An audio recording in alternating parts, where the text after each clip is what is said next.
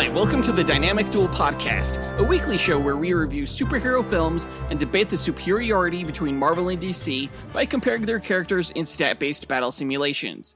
I'm Johnny DC. And I'm his twin brother, Marvelous Joe. And in this episode, we are doing another duel. This time we were pitting the Green Lantern, John Stewart, against Marvel's cosmic hero, Quasar. Both of these characters create energy-based constructs from jewelry that they wear. With Green Lantern, it's a ring, and with Quasar, it's a bracelet. So we figured, we definitely need to put these characters against each other. This isn't jewelry that Quasar wears. It's a fucking alien metal bracer, all right?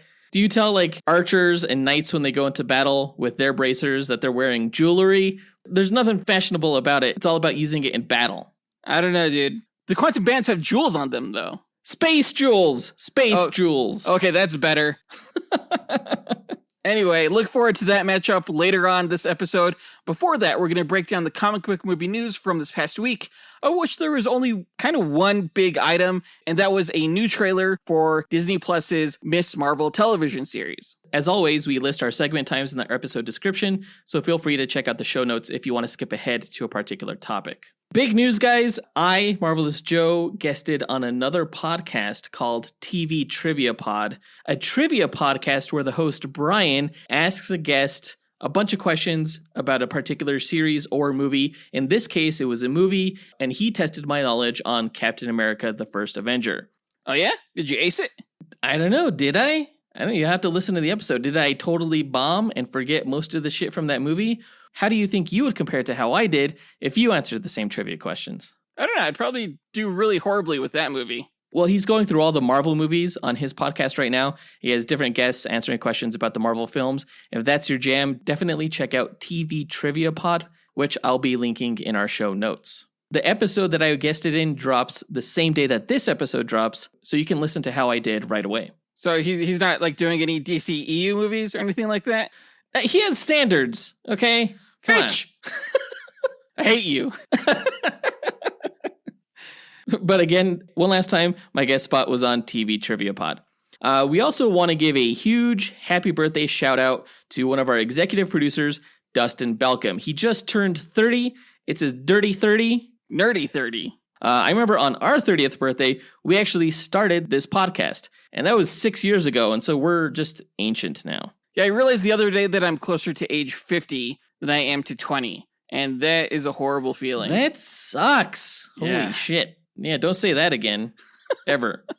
But Dustyn Balcom, if I had to give you a birthday gift from Marvel, I would give you one of Ant-Man's flying ants. Either Anthony or Antonio, whichever one you prefer. The hell kind of gift is that? What? It's cool. You're going to give him an ant? Flying ant, man. Wow. Okay. See, that's how much Joseph respects Marvel fans. What are you talking? He's a DC fan. You just booted him from Team DC because you got all butthurt because he didn't like the Batman movie. Okay. One of the tenets of being Team DC is that you must acknowledge that Marvel rips off DC, which he didn't do. So it's obviously you're a Marvel fan. But that said, I do know your favorite superhero, Dustyn, is Superman. So I'm going to give you something way cooler than a fucking flying ant, and that's going to be Superman's cape. Just the cape? What the hell is he going to do with that? What can't you do with that, dude? You could do a lot more with it than an ant. I guess you could wipe your ass with it. That'd be fun. My, I hate you so much. But happy birthday once again to Dustyn Balcom. Hope you had a great one, man. But with that out of the way, quick to the no prize. A no prize is an award Marvel used to give out up until the 90s to fans. Our version, the Dynamic Duel No Prize, is a digital award we post on social media that Jonathan draws for those who we feel gave the best answer to our question of the week. Last week, we asked, do you want the Flash movie to reboot the DCEU entirely, a la Flashpoint, or retain DCEU continuity by the end? Yeah, we got quite a few answers. Let's run down our honorable mentions and then the no prize winner. Our first honorable mention goes to Isaac Stone, who said, "Hey guys, this is Isaac Stone. My answer to the question is yes. I think my feelings about the Justice League so far have been a little meh. But with the most recent Batman and then also James Gunn's Suicide Squad, I want to see that applied to the Justice League. I grew up loving the Justice League, and I want to see that same compelling, entertaining, slick, smart approach. Well, I mean, yeah, the Suicide Squad was part of the DCEU, but Batman wasn't. And it sounds like Isaac Stone wants to see both approaches to continuity moving forward.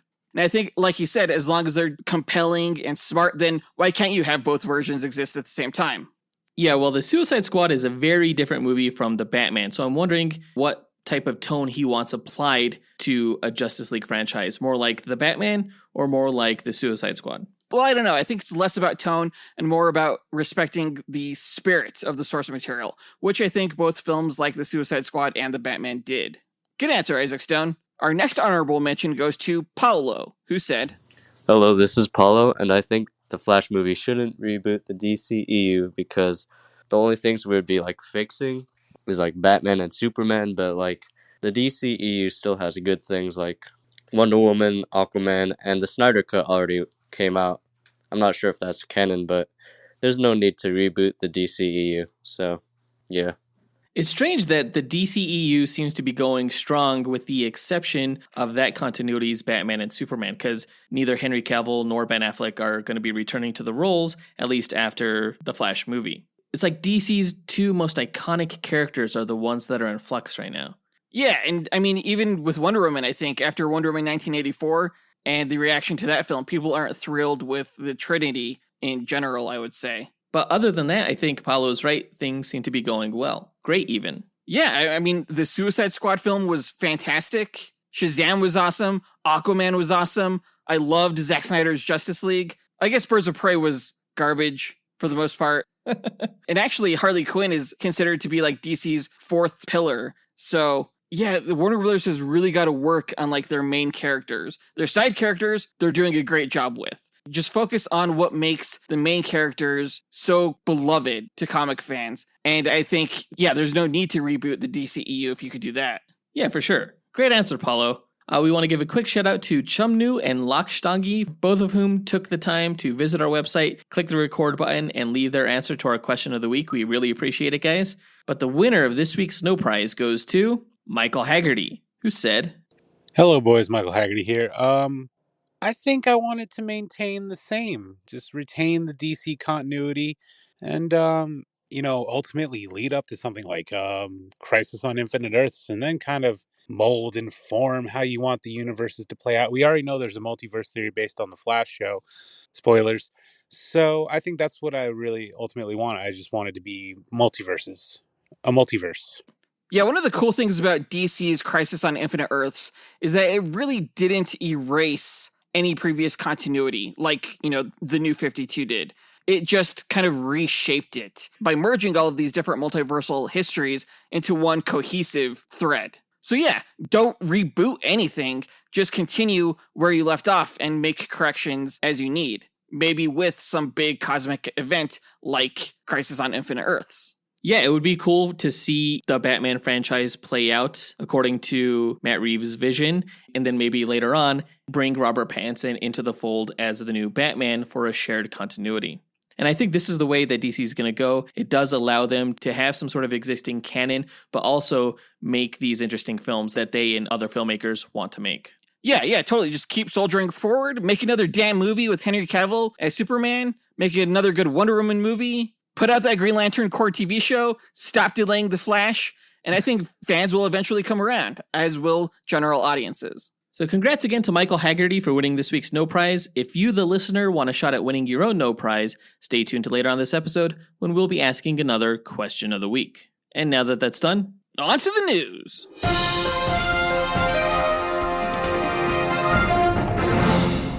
All right, this past week, we got an official trailer for Ms. Marvel, which is a show that will be coming out on Disney Plus later on this year. This is by far the most extensive look that we've gotten of the show and Iman Vellani's performance and what her powers look like. And I think there were a lot of surprises to be had here. Overall, I think that this trailer did a good job of building my anticipation for the show, where previously I was kind of still unsure of what to think about it. Yeah, I mean, I don't think I was surprised at all by this trailer. This is pretty much exactly what I thought it was going to be. Oh, really? Including like the hand-drawn fantasy effects? Well, maybe it's just because I got done watching Turning Red this past week. Okay. The Disney Pixar film that was very, very similar to this, with those like sketchy kind of things and daydreaming and stuff like that. And, just a girl becoming a woman this time of her life, that kind of thing. It's a coming of age show, right? Oh, yeah, totally. They address that head on here where the counselor's talking to her and addressing the struggles of being a teen, including like bullies in high school and boys, things like that. Yeah. I mean, I definitely think that a show like this that's sort of made for a younger demographic, I think this is like a better approach than, say, like the CW shows, you know? To me, I always kind of like this kind of quirky, almost Wonder Years kind of approach to things. I'll say that even though it looks like a teen high school dramedy, it looks more approachable than the likes of like Runaways or Cloak and Dagger, which were other Marvel teenage television properties. Yeah, I agree. It definitely looks like it has a better budget at the very least. Yeah. And this quirky kind of tone with like the illustrations and daydreaming and stuff like that, I think it'll definitely set it apart from other Marvel fare. It might attract a new audience. Oh, yeah, for sure. And Kamala Khan is such a great character from the comics. I think I've said it on this podcast multiple times, especially during our Duel episode that we did between Ms. Marvel and Elastigirl, that I really see Kamala Khan as like the Peter Parker of the current generation, where you have this teenager in all their awkwardness going through these very grounded personal events in their life while they're discovering and developing their powers and trying to live life as a superhero. Except in this case, you know, you have the representation being that Kamala Khan's ancestral origin is Pakistani, and she's Muslim, and she's an Inhuman with these really awkward, embiggening powers. At least in the comics, is totally different here, but we'll get to that. I think she's a wonderful character who really deserves the spotlight that she's getting here. That being said, I think a big reveal for many people who were not aware of the news that she would be getting a power change were probably surprised to see that she's not Inhuman in this series. Well, I mean, and that also makes sense because they haven't even introduced the concept of Inhumans yet. Outside of the television show. But of course, that's probably not MCU canon. Fingers crossed. Fingers crossed. Thank God, because that show was horrible. Holy shit. But I can't say I'm in love with the fact that, you know, she's essentially a Star Sapphire now. Oh, Green Lantern's villain? Yeah, with like the purple constructs. We've mentioned this before. I wasn't looking forward to it. And once I saw it, I was like, ugh. I was also kind of ugh, because it's used in such a different way from her comic book power set. Like here, we see her throwing up energy shields and creating energy stepping stones to walk on air and things like that, which is not how her powers manifest typically. You know, I would have preferred if this energy ability manifested as some kind of like force field around her body that she could then manipulate, kind of similar to the X-Men character Armor. If it was something like that, I think I could accept this more, where she could still like stretch her arm out and make it bigger, or like elongate her legs to make them look like stilts, even though she's still contained within this energy force field as a normal person. I think that would have been a cooler effect. So it's like an aura that she could like stretch. Right. But I kind of understand why they went this route, considering the whole Inhumans flop and the fact that they're going to be including Ms. Marvel in the upcoming The Marvels movie alongside Captain Marvel and Photon, or Spectrum, whatever you want to call her, Monica Rambeau. So in that regard, this makes a little bit more sense. It just will have to take some getting used to, and I wonder if they're going to make a change to her power set within the comic books. Yeah, I wouldn't be surprised if they did that just, you know, for synergy across mediums. But I also do feel like this is going to make Invisible Woman less special. Oh, that's right. Yeah, I think one of the theories that they went this route was so that her power set would differ from Mr. Fantastic's. But now that she's creating energy constructs, it's probably a little bit too similar to Invisible Woman. You're entirely right. That's an interesting dilemma. Although with Invisible Woman, you can't see her constructs, so there you go. Problem solved. That's going to look really awkward on screen then. I do think that this power set for Kamala Khan will look cooler alongside Captain Marvel and Photon. Oh, yeah, for sure. The rumor is that the main bad guys for this television series are the Clandestine, who are essentially a family of magicians in the comics that are the offspring of Jinn, or Genie. Oh. And that Kamala's bangle that she puts on has some sort of like genie magic power, or at least energy power. What? Okay, so she's even more like Green Lantern than I thought. What does Green Lantern have to do with genies? Do you not remember our Alan Scott versus Iceman duel? I mean, it was inspired by the story of Aladdin, but there's no actual genie within the Green Lantern mythos. Like, you could make this argument if we were talking about Johnny Thunder or something like that. Well, yeah, that too, sure. But like the Green Lantern is essentially supposed to be a green lamp. That was like the whole inspiration. Alan Scott's name was originally going to be Alan Din, like Aladdin. Marvel, gosh, what? Ugh, it's disgusting how much they copy DC. Don't be mad at Marvel. Be mad at DC for not getting the Green Lantern movie right and not getting the fucking Green Lantern show out in time. Because we heard about the Green Lantern show way before we even heard about this Ms. Marvel show. And where the hell is the Green Lantern show? Exactly, not out yet. Be mad at yourself. The truth hurts. It hurts so bad. What do you think of Iman Vellani's performance? We know that this is her very first acting role. I think she's doing a good job. She looks like she definitely sells like the teenage comedy stuff and everything. And I'm sure she'll do well with the whole romantic triangle thing between her and her best friend. I'm wondering if she'll be able to sell the action, though. That'll be the big question. You know what her performance reminded me of? It reminded me of Haley Steinfeld in The Edge of 17. Oh, really? Okay. Yeah, I can see that. And of course, Haley Steinfeld was recently in the Hawkeye television series. So if they start acting similar, that might be strange. I do feel like they're going to be like best buds in the new Avengers. That would be hilarious. I would not be surprised. All in all, though, again, I really like the way this is shaping up. And I hope it'll be a good time. Yeah, I mean, honestly, I am looking forward to watching this with my older daughter, Grace. She's 11. Honestly, I'm trying to make one of those girls a Marvel fan so that they can continue this podcast when we end it. You know, just like a legacy podcast. There you go. That would be awesome. I'm all for that. The show starts streaming on Disney Plus on June 8th, so it'll be after the Moon Knight show ends. Yeah, and it'll be during Obi-Wan, so. Yeah, that seems like a bad decision, because I feel like a lot of people are going to tune in to Obi-Wan over this just because of the existing fan base. Or maybe they'll come for Obi-Wan and stay for Ms. Marvel. I think people have room in their lives for more than one TV show. That's true. That's valid. But we have a question of the week lined up for you guys in regards to the portrayal of her powers. Do you like Ms. Marvel's energy powers, or would you have preferred her inhuman, embiggening powers?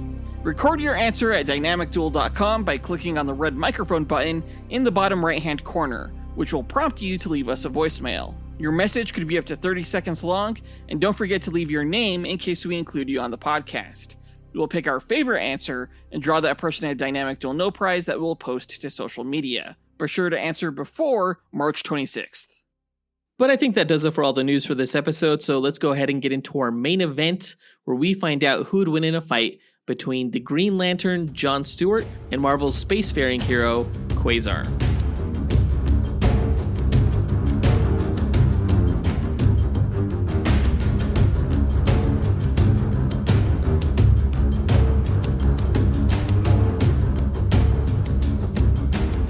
Okay, Green Lantern, John Stewart specifically, versus Quasar. This is a matchup I've actually wanted to do from when we first started this podcast. It's only taken 6 years for us to get here. Right. Of course, this isn't our first Green Lantern duel. We've also done Chip versus Rocket Raccoon, Hal Jordan versus Nova, and Kilowog versus Beta Ray Bill. We also did Sinestro versus Magneto. Oh, that's right. Oh, no, I guess we also did Alan Scott versus Iceman.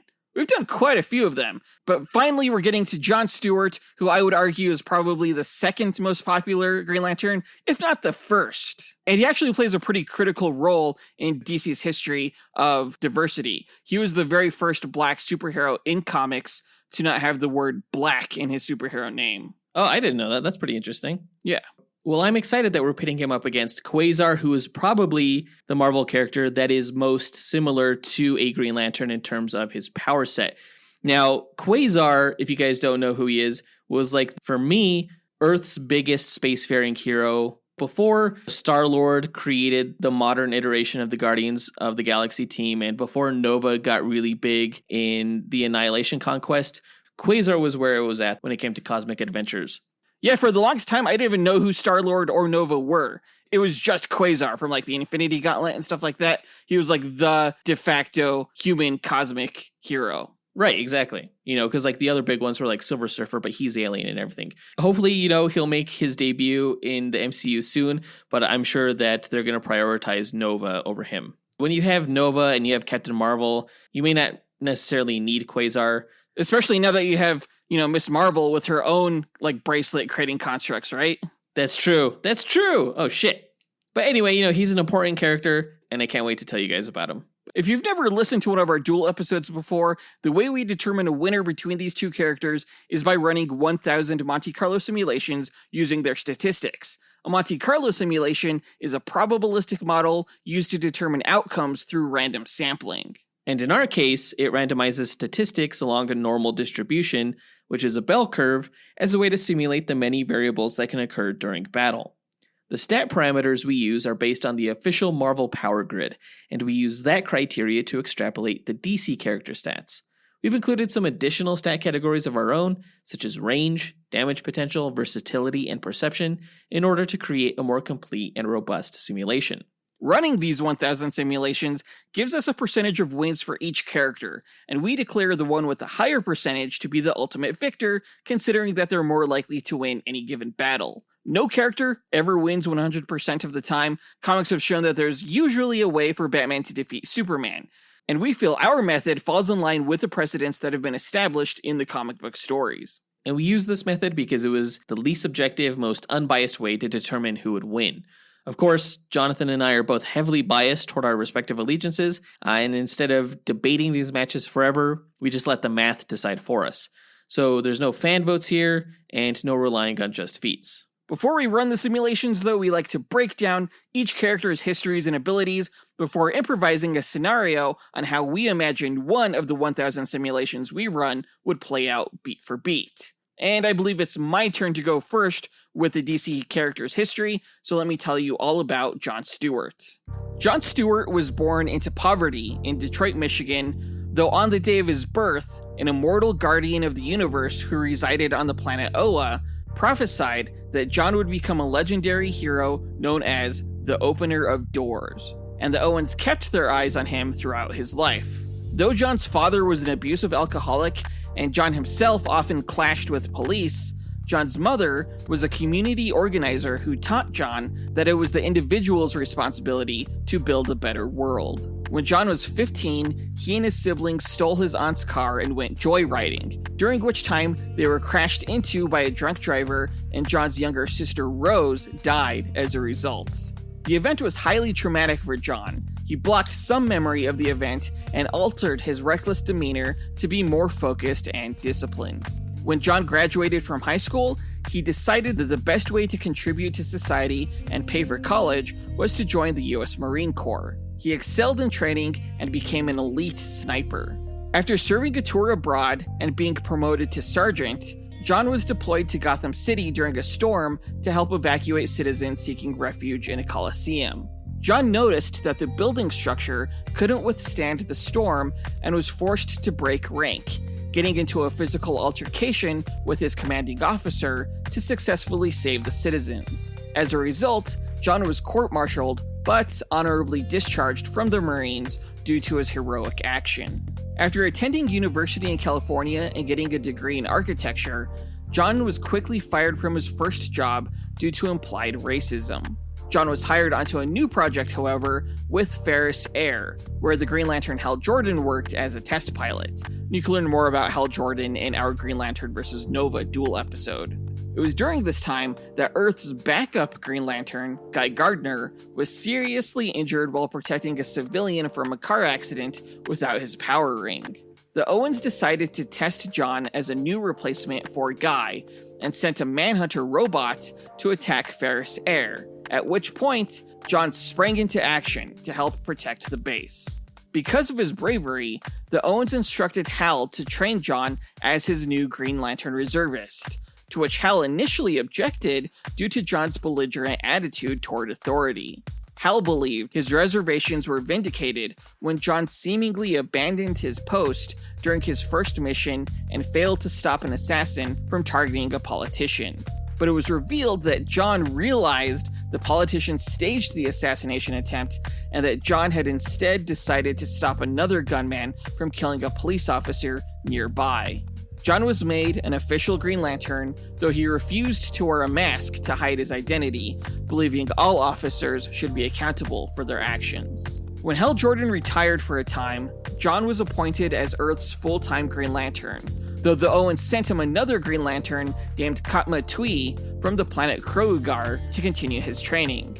Katma used her ring to change her skin color to match John's to blend in on Earth, and John fell in love with her. During an attack on one of the planet Qord's moons, the Green Lantern Tomar Ray died, and his ring was passed on to John, who in turn gave his ring to its original owner, Hal Jordan, reinitiating him into the Corps, before the Owens retired from the planet Oa and Earth became the new base of the Green Lantern Corps. John and Katma got married, though Katma was killed by Star Sapphire soon after. Framed for her murder, the grief-stricken John was imprisoned and extradited to South Nambia in Africa, though Hal Jordan helped him break out. It was during this time that the planets of Apocalypse and New Genesis began recruiting heroes from across the universe to stop a living embodiment of anti-life from destroying planets. John was recruited alongside Martian Manhunter to protect the planet Zhanshi, though John was arrogant and reassigned Martian Manhunter, believing he could protect the planet on his own. John failed, however, and Zhanshi was destroyed along with its inhabitants. Even more grief-stricken and plagued with guilt, John visited Oa, where a single Owen named Appa Ali Apsa had stayed behind. Appa had gone insane from loneliness and had been stealing inhabited communities from other planets and transplanting them onto Oa.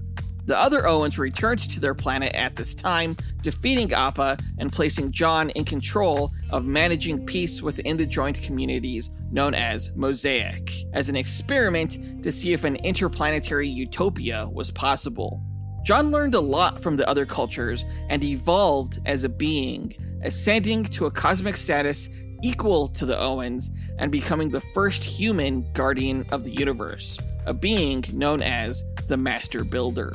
John seemingly lost his godlike power and power ring, however, when Hal Jordan became possessed by Parallax and destroyed the central power battery on Oa, effectively destroying the Green Lantern Corps as well. Initiated into the Dark Stars, another interstellar peacekeeping force, John evacuated Mosaic from the planet Oa before its destruction, but was later paralyzed in battle. Eventually, the last remaining Green Lantern, Kyle Rayner of Earth, helped John realize that his repressed memories of his sister Rose were keeping him paralyzed, and over time, John redeveloped his ability to walk. He then accepted a new Green Lantern ring from Kyle, who had also rebuilt Oa and the central power battery. After helping defend Earth from the Sinestro Corps, John was tasked with delivering Sinestro to Korugar for execution, but they were ambushed by the Sinestro and Red Lantern Corps. John was rescued by the Blue Lantern, Saint Walker, and soon after visited by Fatality, the lone survivor of Zhanshi and a longtime Green Lantern villain who had recently become a Star Sapphire. Learning the healing power of love and forgiveness, Fatality told John that she no longer blamed him for her planet's destruction, wishing that he could one day forgive himself as well. During the Blackest Night event, John visited the remains of Zhanshi, only for thousands of black rings to then fly into the debris and rebuild the planet. When John landed on the planet's surface to investigate, he was met by zombified versions of all of Zhanshi's prior inhabitants, as well as his long-dead wife, Katma. They all blamed him for their death, then attacked him, forcing him to flee back to Earth, followed by Zhanshi's Black Lanterns and every other Black Lantern along the way. After Necron and his Black Lanterns were defeated, John returned to Oa and oversaw its reconstruction after it was destroyed. After uncovering a plot by the Alpha Lanterns to destroy the Green Lantern Corps, John was forced to destroy the sentient planet Mojo after it went under the control of the evil Owen, Krona, and it was later revealed that Fatality was influenced by the Star Sapphires into loving and forgiving John, but in reality, she still hated him. Recently, John's Green Lantern ring was destroyed by Sinestro, who imbued him with an ultraviolet tattoo ring that allowed John to create invisible constructs, though he was able to change the tattoo back to a Green Lantern one. Also, the new guard Lonar helped John rediscover his godlike Master Builder level of existence, allowing him to channel energy beyond that of willpower as a Green Lantern. Powers-wise, John Stewart is a Green Lantern capable of generating energy-based hard light constructs, limited only by his imagination and willpower. This includes weaponry, force fields, and energy blasts, though it should be noted that John's constructs tend to be more powerful than other Green Lanterns due to his background as an architect. He generates every rivet, every inner detail of his constructs from the inside out. He's also the most accomplished long-range combatant in the Corps, capable of sniping an enemy several space sectors away. He also possesses flight and invulnerability, and that's Jon Stewart. So does he have like a green tattoo that he uses as his ring now? Yes. Yeah, he no longer has a ring, it's just a tattoo. And actually his power battery is said to be his heart as well. Why would Sinestro tattoo his hand? He was trying to corrupt Jon Stewart, and he was successful. Jon Stewart actually attacked the League when he went into ultraviolet mode. Oh, interesting. Yeah. And what are his godlike powers? I mean, he basically can't be harmed physically, like, at all. And he could draw energy from any power source in the universe, not just willpower, but also the entire, emotional spectrum, also the speed force, also solar radiation, anything, essentially. Well, that'll get you halfway to defeating Quasar. Okay. Because let me tell you about him. His story goes back to the birth of the universe in the wake of the Big Bang, where one of the earliest sentient creatures to form was a cosmic being named Yeaton. This being was essentially a planetoid in the form of a floating green head with root-like tendrils at its base and a giant eyeball on the side of his face. Yeaton was gifted with near omniscience of the developing universe, and he could detect significant events as they occurred.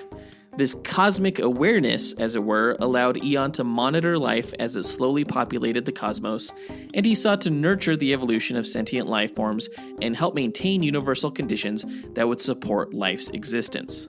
To combat any major threat to the universe's inhabitants, Yeaton would appoint a protector of the universe from among the population. Similar to how the cosmic being Galactus would appoint heralds and imbue them with the power cosmic, Yeaton bestowed his protectors with a portion of his cosmic awareness and a pair of wrist bracers called the quantum bands that would allow their wearers to manipulate energy at will. And speaking of Galactus, you can learn more about him and his herald Silver Surfer in our Spectre vs. Galactus and Orion vs. Silver Surfer episodes. Now, over the course of billions of years, Yeaton appointed a long line of protectors, and in the modern era, his latest champion was a Kree soldier by the name of Mar-Vell, also known as Captain Marvel. And you can learn more about him and his successor Carol Danvers in our Supergirl vs. Captain Marvel episode.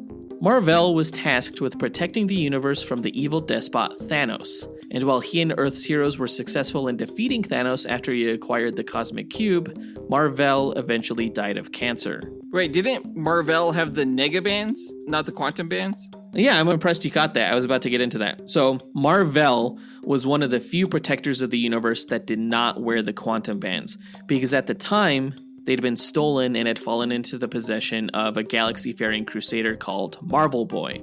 Mar-Vell's negabands were actually a Kree weapon that were built based on the Kree's understanding of the quantum bands. And when Marvel Boy died, the quantum bands fell into the hands of S.H.I.E.L.D., which is Earth's international peacekeeping organization.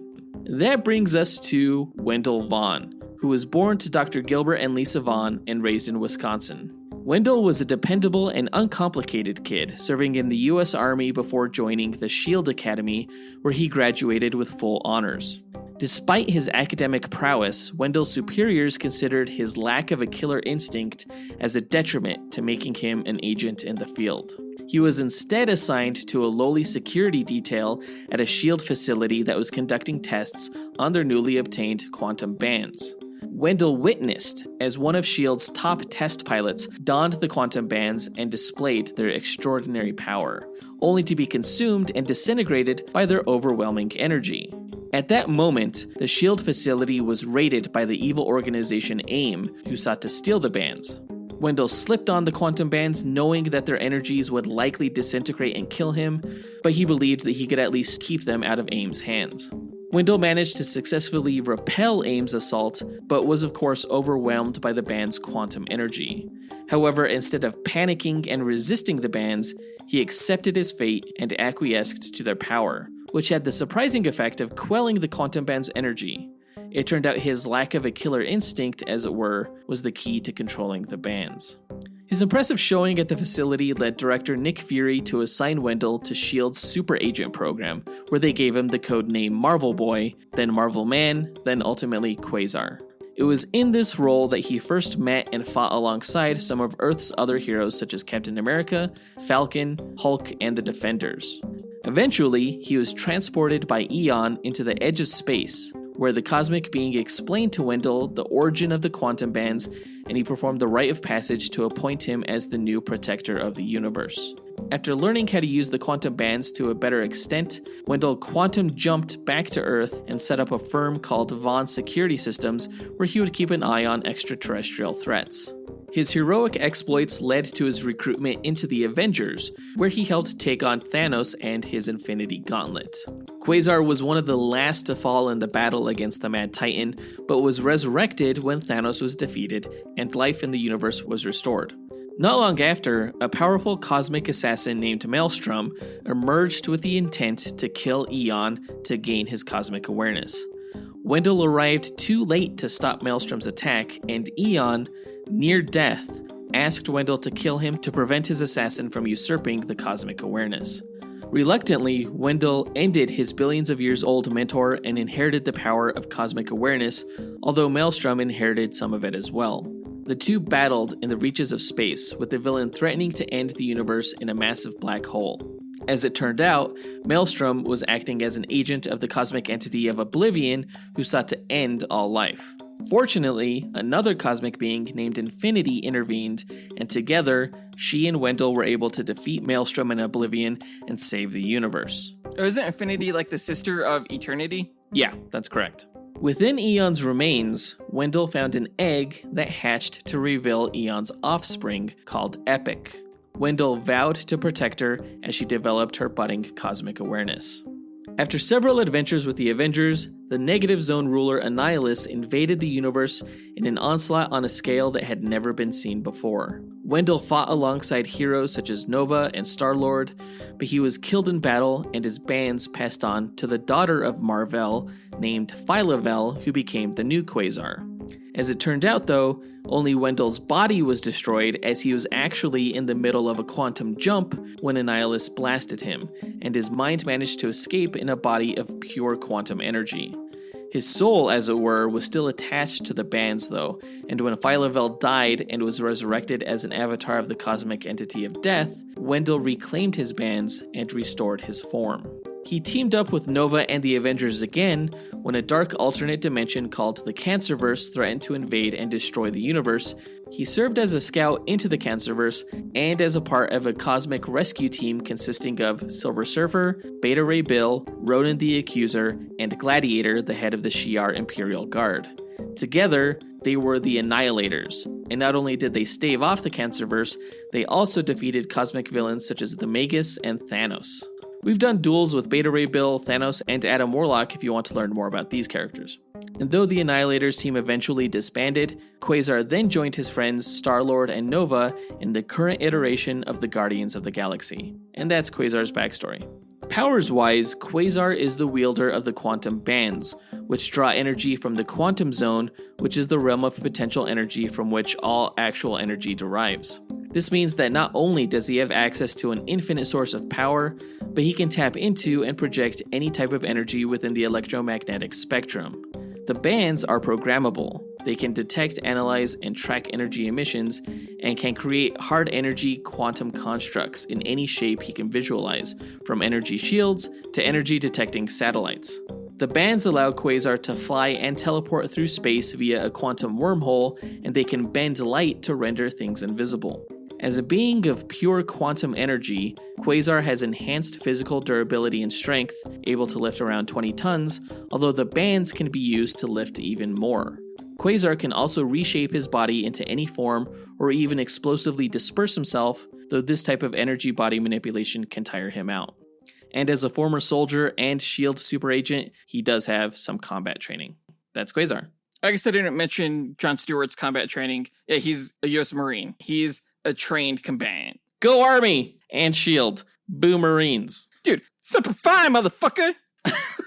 I don't know if I'm allowed to say that. I'm not a Marine. But I'm pretty sure Marines are better. Sorry, Ken Johnson, except for you.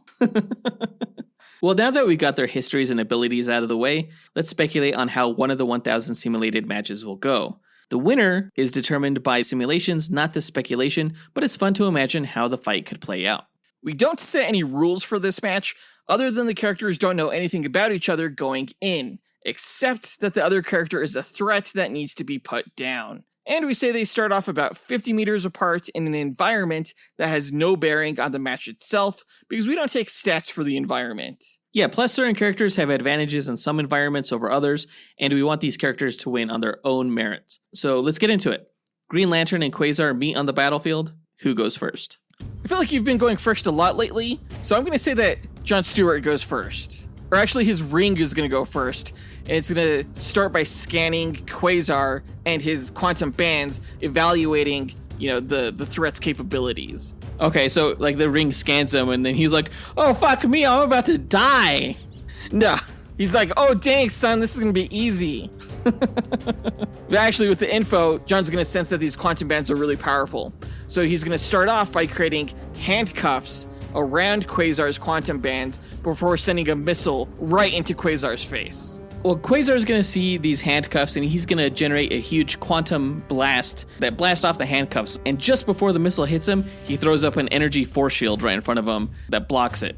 And then he's going to scan Green Lantern's ring through his quantum bands. And they're going to detect his unique energy signature and determine that the source of Green Lantern's energy is the willpower bullshit from the central power battery. So the quantum bands are then going to tap into the central power battery source through the quantum zone, and Quasar is just going to fire a willpower laser blast right at Green Lantern. Awesome. Like, you just charged up Green Lantern with green willpower energy. He's going to be, like, fully charged to this entire match. Won't have to worry at all about running out of juice. So are you saying that Green Lanterns can't shoot each other without absorbing their energy? No, I mean, they could hurt each other. But, like, Quasar doesn't know what the fuck he's doing with that energy. He doesn't know how to use it properly. So I'm going to say, yeah, Green Lantern just absorbs it. And he's going to say thank you by generating like a 100-man Marine battalion that surrounds Quasar, and they just start opening fire on him with their machine guns. You should have brought more men, because Quasar is just going to surround himself in this protective energy sphere, and he's going to see that Green Lantern absorbed his own willpower energy, right? So Quasar is going to switch tactics, and instead of siphoning the central power battery source, he's gonna instead siphon the willpower energy from John Stewart himself and absorbing it. And so like the bullets from the Marine constructs that Green Lantern created, those get absorbed. The Marines themselves get absorbed. Everything's just getting absorbed. This may have worked against another Green Lantern, but this is like the worst tactic to use against John Stewart specifically. Because as the Master Builder, he could harness his power from any energy source, including the so-called quantum zone that Quasar accesses, okay? Okay. So when Quasar is siphoning his energy, he's actually just going to draw that from the quantum zone, and that's just going to create like a feedback loop for Quasar, and he's gonna blow himself up. What a dummy. Okay, so John Stewart tricked Quasar into siphoning energy from the quantum zone, which creates a feedback loop, which sounds like some sci-fi bullshit, but I'll buy it. It sounds clever. So Quasar is hurt from the explosion he created, and yeah, he learns not to try to siphon Green Lantern's energy again. So he's going to be more direct, and he's going to create this like cosmic suit of armor, kind of like a Gundam mech, with this big-ass energy sword, kind of like Cloud from Final Fantasy VII. And he's going to swing this sword around, just launching a flurry of energy waves right at Green Lantern. Okay, but John Stewart, he's going to generate his own suit of armor that's like Master Chief from the Halo games, all right? But bigger. And it's going to have a shield that's like in the shape of a Green Lantern logo. And he uses that to block the energy waves. And then from behind that shield, he's going to fire rounds from this energy cannon that he created, like right back at Quasar. Like, blah, blah, but more energy sounding. Boom, boom. Well, Quasar is going to dodge these energy cannon blasts by teleporting. He's going to quantum jump right behind Green Lantern with his sword and just unleash like this flurry of slashes that just shatter John Stewart's armor into shards. Well, okay, so those shards, they're just going to like freeze in midair, and then they're going to shoot towards Quasar like shrapnel, and that's going to shred his armor just completely, exposing him before Green Lantern follows up with like a massive military boot that he generates right behind Quasar, and it's just gonna plow into him like a freight train, literally kicking his ass across the battlefield. Giant combat boot? Yeah. Well, that's not nice, but Quasar is made of quantum energy, so physical attacks No big deal to him. He can recover from this so-called ass kicking pretty easily, but he's pissed. So he starts drawing from the power of a nearby supernova, and he's going to channel it between his hands like a giant Hadouken energy ball that grows into the size of like a moon. Oh, damn. And he's just going to, bam, fire that sucker right into Green Lantern's face, which explodes. His face explodes. Well, I mean, if it's the size of a moon, yeah, it'll explode. But before it even reaches Green Lantern, he's going to capture this giant energy ball in a bigger green bubble, all right? And then he's going to compress that supernova down to a subatomic size near Quasar, and that's going to create a black hole that just sucks him right in. And when he gets sucked in, that's going to wormhole Quasar like several space sectors away, right? And Quasar's going to be like, oh, what? Where am I? Then bam! He gets sniped right in the back of the head by Green Lantern. He created a sniper rifle. Quasar's dead. That was pretty good. But I think that if Quasar suddenly found himself alone, he'd be trying to figure out where he is, so he'd reach out through his quantum bands to Epic, the cosmic entity, right? And Epic has cosmic awareness and would be able to communicate to Quasar exactly what Green Lantern is about to do. So by the time Green Lantern's sniper bullet reaches Quasar, Quasar's already set up an invisible quantum wormhole behind him that teleports the sniper bullet right into John Stewart's heart. So John Stewart shot himself. Green Lantern's dead. I'm going to say that there's no fucking way Quasar had enough time to have a conversation with Epic before getting sniped in the back of the head. Well, how fast does this bullet travel? It's like a laser bullet. It's light speed. It's not fast enough, sorry. Like, if he's, like, several space sectors away, however far that is, it's going to take a few years. Nah, this is faster than light bullet. He can imagine it. He can imagine it, so it's a thing. All right. Well, let's go ahead and take the match to the stats. We'll find out which scenario happened. Either it's a faster than light bullet that snipes Quasar in the head, or Quasar quantum jumps the bullet right into Green Lantern's heart. We'll go ahead and run the simulations on these characters and come back with a winner. Okay, we're back. Quasar, just putting it out there, total ripoff of Green Lantern, even when it comes down to the stats, because these guys were very, very similar. Yeah, in terms of like speed and evasiveness, strength, durability, even fighting skill, because they both have similar military training. These guys were pretty comparable. Where we said they differed was in terms of intelligence, because John Stewart specifically kind of has an elevated consciousness from his time in Mosaic. Right. His interactions with the community helped him evolve into a higher state of being. But Quasar also has access to a being with cosmic awareness, which we represented in his perception stat. So they kind of went tit for tat there. But yeah, other than that, these guys were nearly identical. They both have incredible range, incredible damage potential, incredible versatility in the things that they're able to do. It's going to be close. How close do you think? Oh, it's a coin toss for sure. But that coin, I'm betting, is going to turn up Marvel. But our Instagram followers disagree. 55% of our poll takers thought that John Stewart Green Lantern was going to take this match. Now, that doesn't surprise me, because John Stewart is hella popular, especially amongst people who grew up with the Justice League cartoon. Like, who the fuck is Quasar? Well, I mean, people will know him now as the guy who beat John Stewart, so... You think so, huh? Yeah. I mean, if people don't know who Quasar is, they should definitely Google him, because he has one of the coolest looks in all of comics. Except for when he had the mullet. Everybody had a mullet in the 80s. Like, don't hold that against him. Even Superman. Let's hear the results. The winner between the Green Lantern, John Stewart, and Marvel's cosmic hero, Quasar, is Green Lantern. Ugh. With a win rate of 52.9% compared to Quasar's 47.1%. Okay, that's not bad. I mean, it's, almost a coin toss, which is what I expected. But the coin turned up DC this time.